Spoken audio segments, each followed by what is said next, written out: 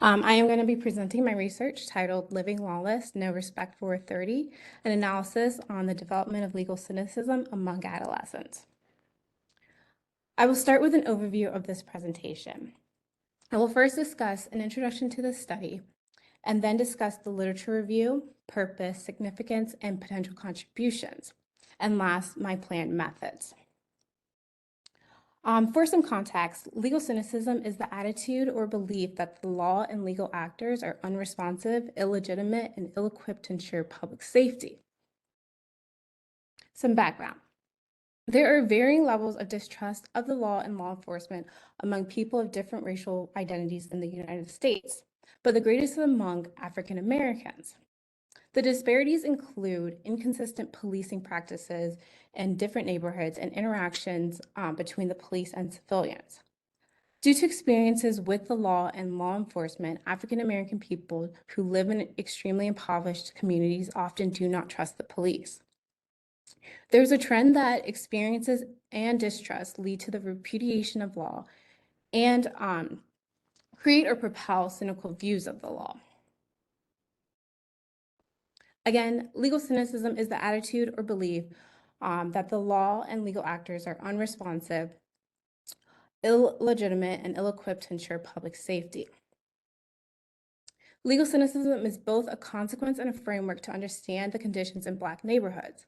For example, legal cynicism is one consequence of the frayed relationship between Black communities and the police. It is the result of neighborhood structural conditions, as well as neighborhood variations in policing practices, and in addition to residents' interactions with the police. Kirk and Masuda contribute to this argument by addressing that conditions of the disadvantaged neighborhoods inhibit the upward mobility of residents. These neighborhoods face social isolation and restricted opportunities. In addition, this fosters cynicism towards societal institutions.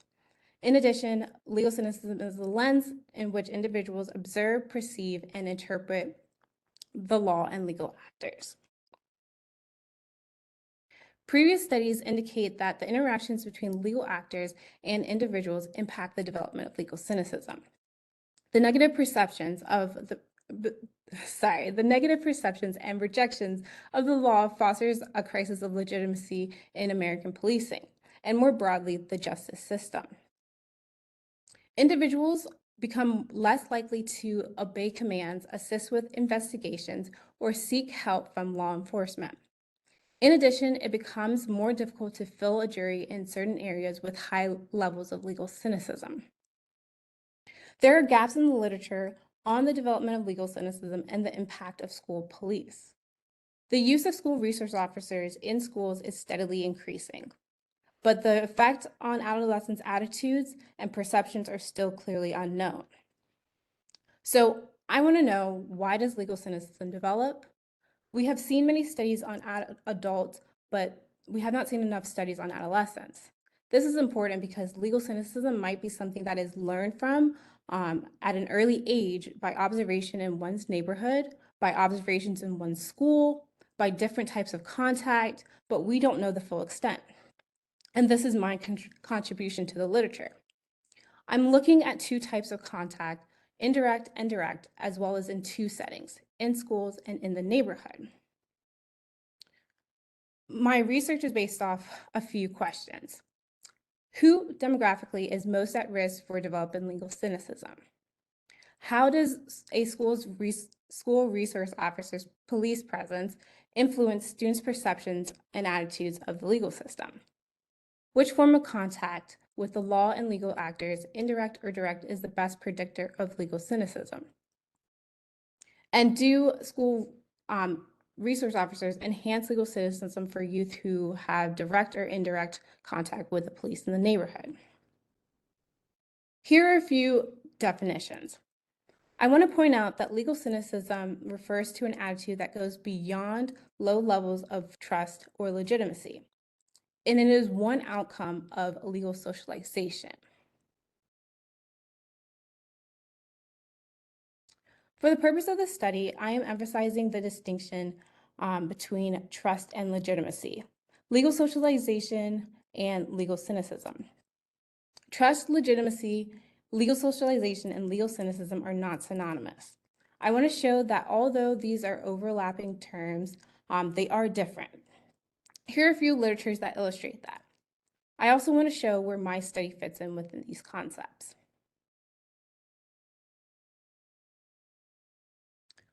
Although this looks like many tables, it is just one table broken up into smaller portions, so it's easier to read. The table includes current literature surrounding the development of legal cynicism to provide a better understanding of the gaps that currently exist in the research. Within the last decade, research has begun to delve into the influence of contact with legal authorities on youth attitudes towards the justice system. The development of legal cynicism in adults is studied more than the development of legal cynicism among youth. All research of the development of legal cynicism is in the community context, with none found in the school context. There's more research on the effect of direct contact than the effect of indirect contact on the development of legal cynicism. There are gaps in the literature surrounding the development of legal cynicism in adolescence. Moving on to Chapter 2, the literature review. Legal cynicism is prevalent in low-income or disadvantaged neighborhoods, and as well as Black neighborhoods. It is important to recognize that African Americans are typically concentrated in these neighborhoods. Structural conditions and socialization can contribute to the development among African American individuals. Black neighborhoods do not receive the same standard of safety protocols or policing as other neighborhoods. Safety is a public good. However, safety is not allocated equitably in Black neighborhoods. While some would argue that neighborhoods that are more patrolled are safer, as an increase in police presence is thought to deter crime, this is not the case in Black neighborhoods. In Carr et al.'s 2007 study, they found that residents in poor Black neighborhoods recognize the high police presence and the simultaneous low police response for calls for protection. This phenomenon is known as the over-policing and under-policing paradox. Over time, Black neighborhoods become alienated and concentrated with high, elevated levels of legal cynicism. The concentration of alienation and high legal cynicism fosters subcultures of crime and violence. In addition, these neighborhoods exhibit a decrease in trust in the law, the police, and the government. In these neighborhoods, residents believe that social institutions such as the police and the justice system will offer them little benefit, and therefore they must be self-reliant.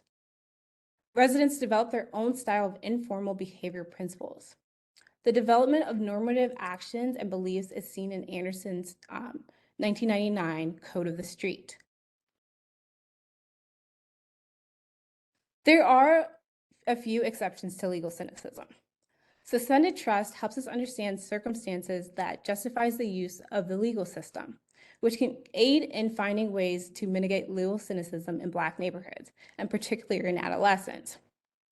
In a study of African American mothers in Baltimore, Maryland, Monica Bell found that although individuals can be a legal cynic, there are circumstances where they suspend their distrust of the legal institution.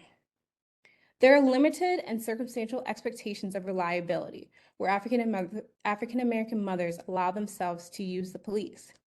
The circumstances are classified as officer exceptionalism, domain specificity, therapeutic consequences, and institutional navigation. Legal cynicism can be transferred through socialization. Legal cynicism is modified by neighborhood perceptions of the law and is solidified through social interactions among neighborhood residents. This is important because legal cynicism becomes salient in African Americans who are raised in poor and neglected neighborhoods, in particular, adolescents. Thus, it is important to observe how an adolescent develops legal cynicism. Adolescence is a critical period of time for development. It's a period of time where beliefs and values form and become salient over time. Another important institution of socialization are schools. Many scholars have argued that schools are critical agents in socialization. Schools instill morals and values as well as teach students structure, rituals, rules, schedules, and authority. Social and cultural patterns of behavior are reinforced through constant interactions with students and teachers. A large proportion of schools have implemented the use of legal authorities. Students who interact with legal authorities within their neighborhood may become a legal cynic faster or develop stronger negative perceptions of the legal system if they also interact with legal authorities in schools, such as school resource officers, which is what I will focus on. Adolescents may experience the same situational features of police contacts, such as harsh language and frisks, more frequently with SROs, or these interactions might have a different impact on their perception of the legal system due to them occurring in the context of the educational institution.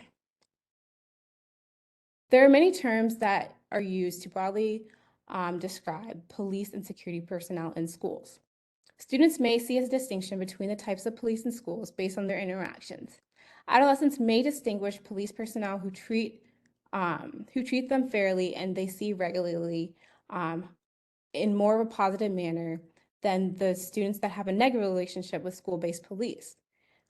Students that have negative interactions with school-based police might not be able to distinguish each type of school personnel due to experience with being arrested, detained, searched, or disciplined may feel the same despite the role of the security personnel. School resource officers are police officers with arrest powers, counselors, and teachers of the law and law-related issues. They help guide children to appropriate community resources. Although SROs are described to take on various roles, it is important to emphasize that SROs are police officers first, who typically wear police uniforms and carry weapons as they patrol their assigned schools. In the United States, less than 1/3 of states require SRO-specific trainings beyond that of a regular law enforcement officer. In addition, these legal actors do not receive separate or additional trainings on how to interact with a vulnerable population, such as adolescents. The implementation of SROs in schools is part of a program to promote safety initiated by schools and government officials stemming back to the 1950s. School-based police, including SROs, continue to be placed in schools and continue to remain in schools, even though strikingly little is known about the SRO police program's effectiveness. The appearance of police in schools has become routine in both urban and suburban school districts. They are known to be the fastest growing area of law enforcement. The use of SROs in public schools has grown in the last few decades. Between 2015 and 2016, 72% of public high schools in the United States reported having at least one type of law enforcement within the school. Schools have traditionally handled violations of school policies and rowdy behavior internally among school personnel. There has been a shift in school discipline in recent years. A substantial proportion of public high schools have implemented school police to foster socialization as well as enforce laws and codes of student conduct. The use of SROs is argued to contribute to the school-to-prison pipeline. Although there are gaps in literature on the impact of SROs on the development of legal cynicism, there are a few studies that indicate that there are potential positive outcomes of SROs. Kupchak et al.'s 2020 study focuses on how the presence of SROs influenced students' perceptions of the law and the law enforcement, as well as other legal institutions outside of schools. Students that participated in this focus group indicated that they do not fear their school's SRO. However, some respondents who viewed their SRO as a real police officer who is friendly, they do not view all police in the same manner. There's evidence of circumstantial trust. Students may utilize their SROs when in need rather than police in their neighborhoods. Theory of 2016 found that SRO interactions increased students' positive attitudes about SROs. but simultaneously decrease school connectedness. SROs can potentially decrease or prevent the development of legal cynicism. Understanding how school police can influence trust and perceptions about legal systems can aid in the understanding of legal cynicism. There are many consequences that stem from legal cynicism, but here are a few.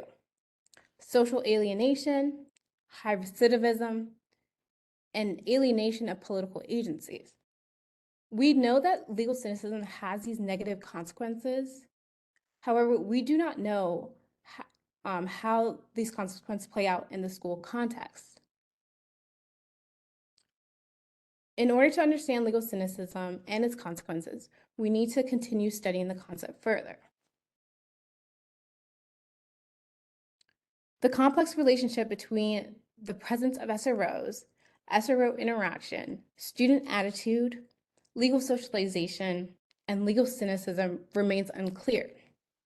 The extent to which the consequences impact adolescents is still understudied. Society pushes to defund, decrease, and remove police officers in neighborhoods following the height of the Black Lives Matter movement.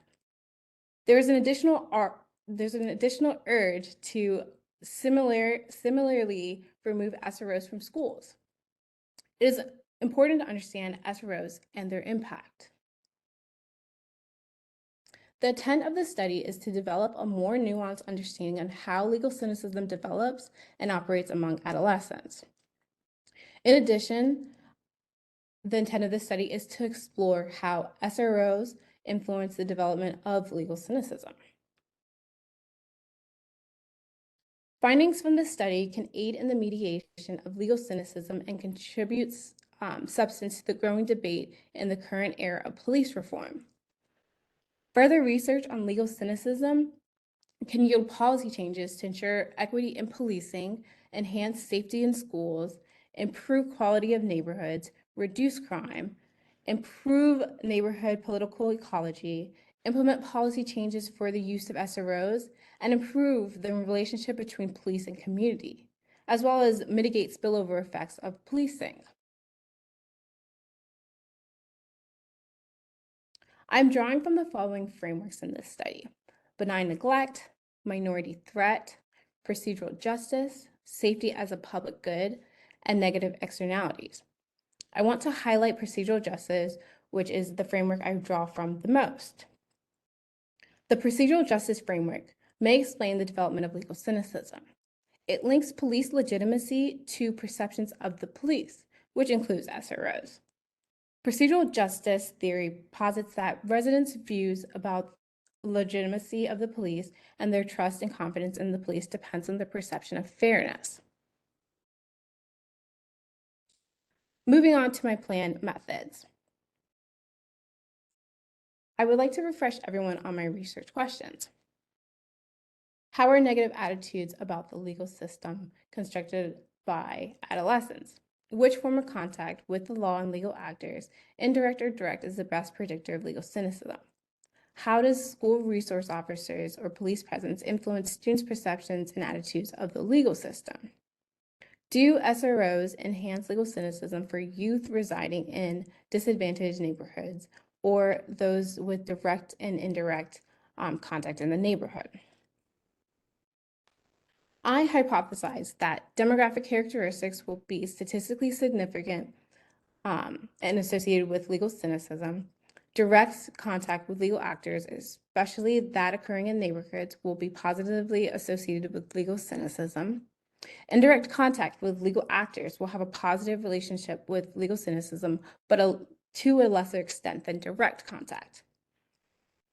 Measures of individual attitudes and collectives will have a statistically significant and negative relationship with legal cynicism.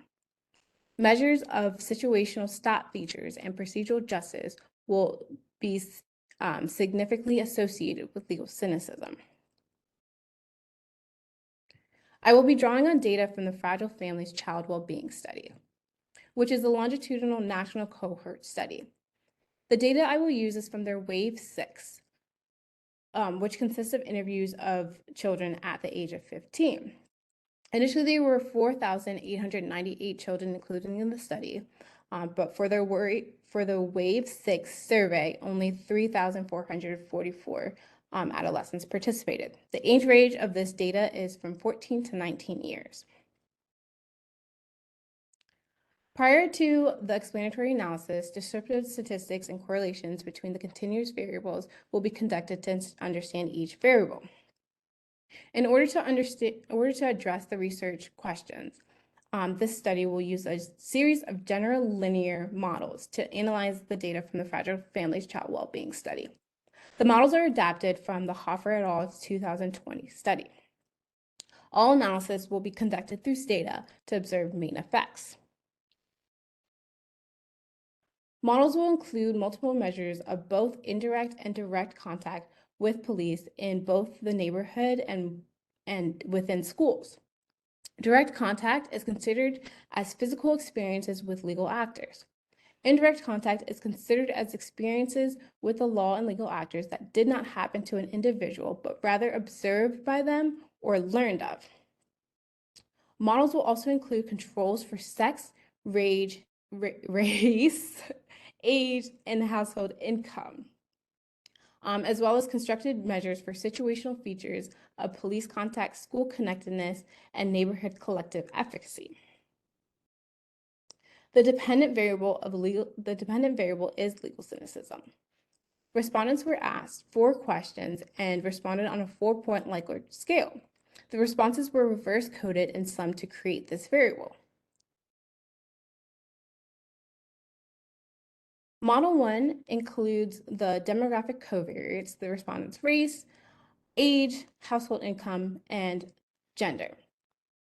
It explores hypothesis 1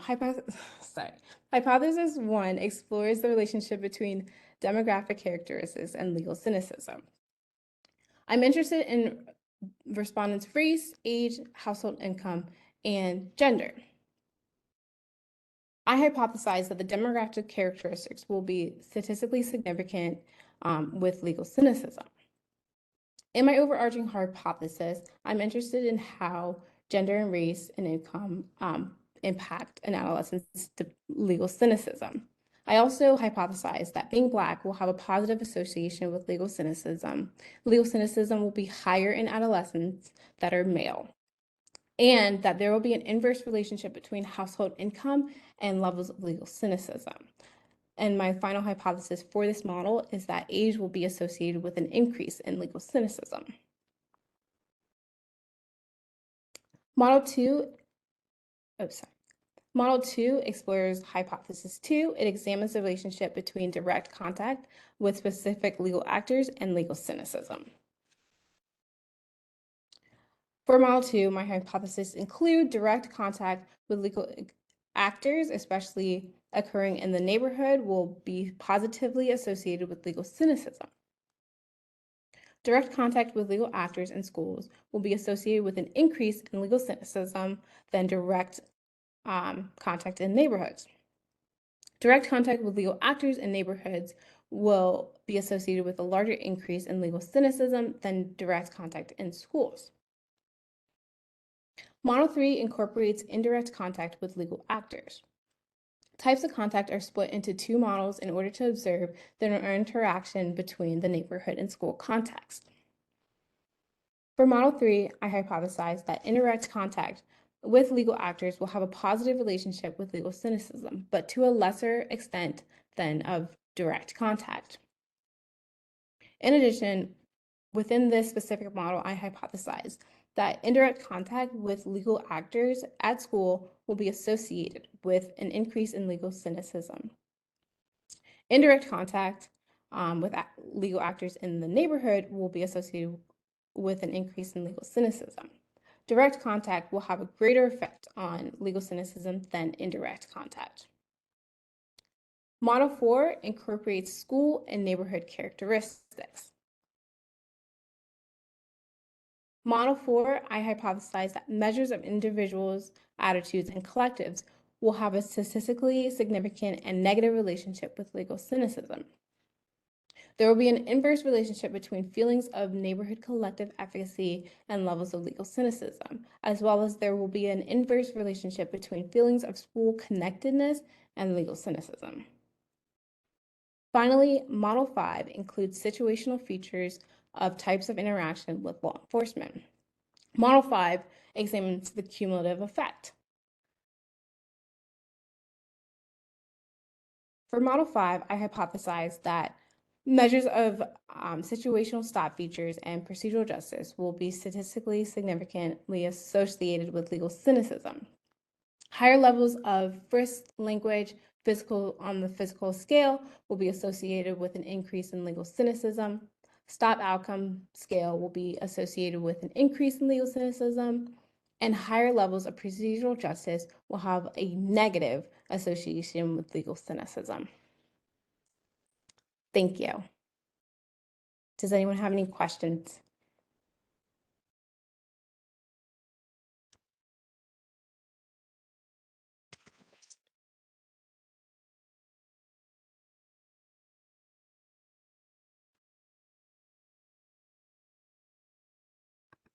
I'll start. Um, can you talk a little bit about the differences between the genders? And does the difference in gender response become more similar as both genders age? So the differences in gender is that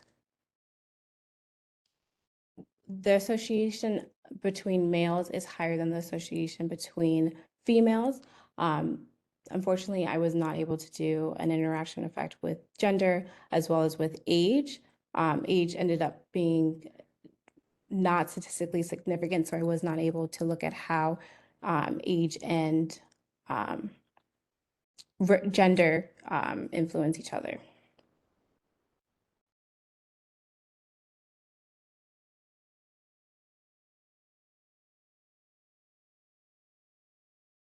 Doha?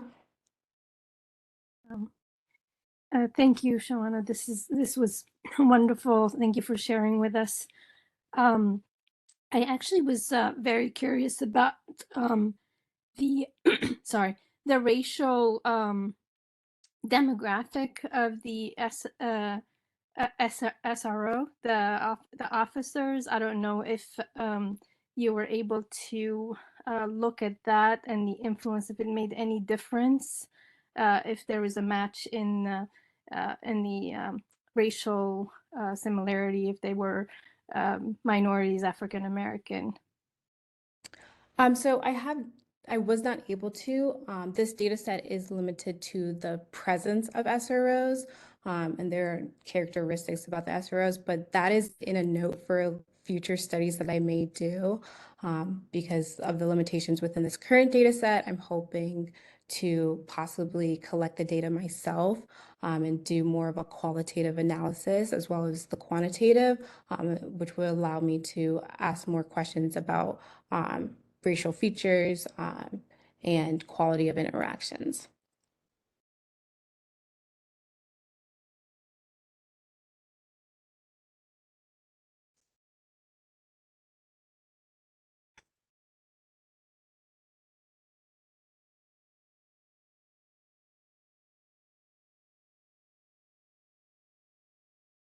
Kelly. Hi there, thanks so much. I'm Kelly Quinn. I'm the Deputy Director of the Choice Program, and on this call is also my colleague Stanley Smith, and we both work in the youth legal system through Choice, and we're also in the movement in Maryland and specifically in Baltimore City to remove in Maryland school resource officers, but specifically in Baltimore City school police officers, because there is that distinction in the state. Baltimore City has full police powers with arrest, as opposed to the school resource officers who are really in a different kind of category of law enforcement. So thank you for your work. This hits very close to home to us. In fact, I'm just putting in some testimony for a hearing, House Bill 1114, for Wednesday that is about disruptive behavior and how that is often the first contact that young people in the state of Maryland will have in terms of an arrest in schools or a referral to the Department of Juvenile Services. So your work is really ripped from today's headlines, given that we're in this myth of the super predator, what I call this myth of the super predator 2.0, in what is perceived to be an increase in public violence in schools since the return to the classrooms. And I'm grateful for your talking about the Fragile Families Child Wellbeing national study. And I'm wondering, in this study, will you consider, if you're going to work on some qualitative analysis, will you work with any of the student or youth-led organizations that are fighting school resource officers and school police here in the state of Maryland? I have not considered it yet, but I think you bring up a really good point. Um, I think it would also be good to analyze perceptions from those outside of the school context, so those that are fighting for the removal of police in schools that might not directly um, experience the in-school context interactions, sorry, um, as well as interviewing the students within the schools. I think it's good to have a holistic perspective, interview those outside of schools, in schools, and the resource officers themselves.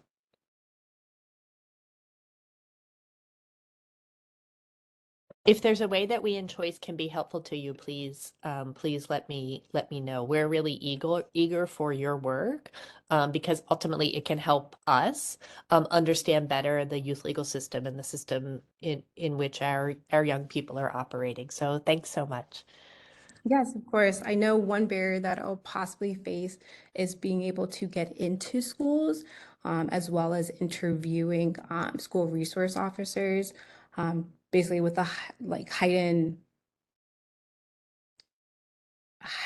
awareness of police interactions. A lot of police departments, a lot of school resource officers are not as willing to have interviews, which is understandable, but I know those are probably going to be barriers that I face if I do take on a more qualitative data collection.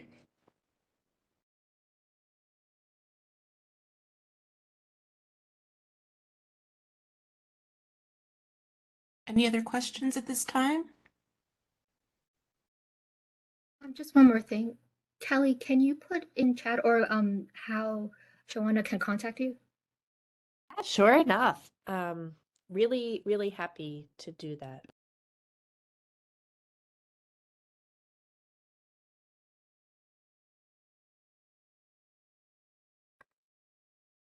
I have one question. If you mind talking about how you got interested in this topic, what kind of spurred your interest in delving into this more, that might be really nice to hear. Yes, so I've always been interested in policing, as well as schools. And going into the PhD program, I didn't really know what I wanted to study. Like I knew I had a lot of background in different aspects that loosely related to each other. And actually, one of my professors just mentioned, have you ever looked into legal cynicism? It's a relatively new term. There's not much research on it. And I said, no, like I haven't. It hasn't come up in any of my studies. So I started looking into legal cynicism. And I noticed that all of the studies were focused on adults. And I was just like, well, I also tied in my personal experience. I was just like, but I have these same attitudes or beliefs before I was even adult. And I've also had these attitudes and beliefs without directly experiencing interactions with the police.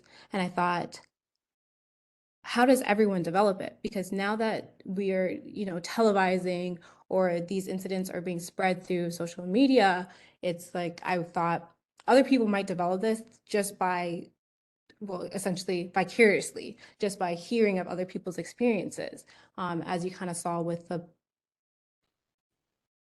I don't want to say a merge of the Black Lives Matter movement, but the broadening of the Black Lives Matter movement. And so I just kind of took in my personal experience as well as some of my friends and just kind of tried to like narrow down the topic, like who is most vulnerable to legal cynicism and who is not studied. And it focused on adolescents. And then I thought, yeah, school resource officers. I had a school resource officer in my school.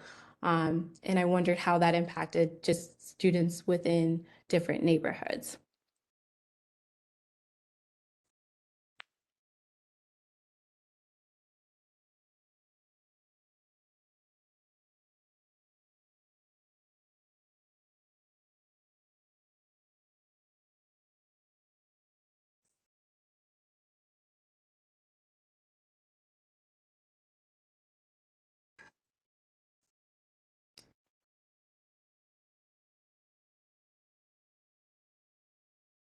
Like we see some excitement for your study in the chat. This is so great to see networking and an opportunity to share research.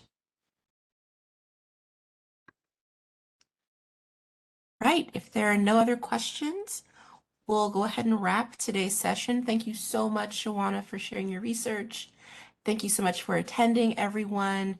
Had a lot of fun hearing about this great topic. I wish you all the best in your research endeavors. Thank so you. much. We'll be sending out the recording to those who signed up. Be on the lookout for that. And be sure to check our My UMBC page for our next talk in the series. Have a great one, everyone. Bye. Thanks, everybody. Good luck. Thank you.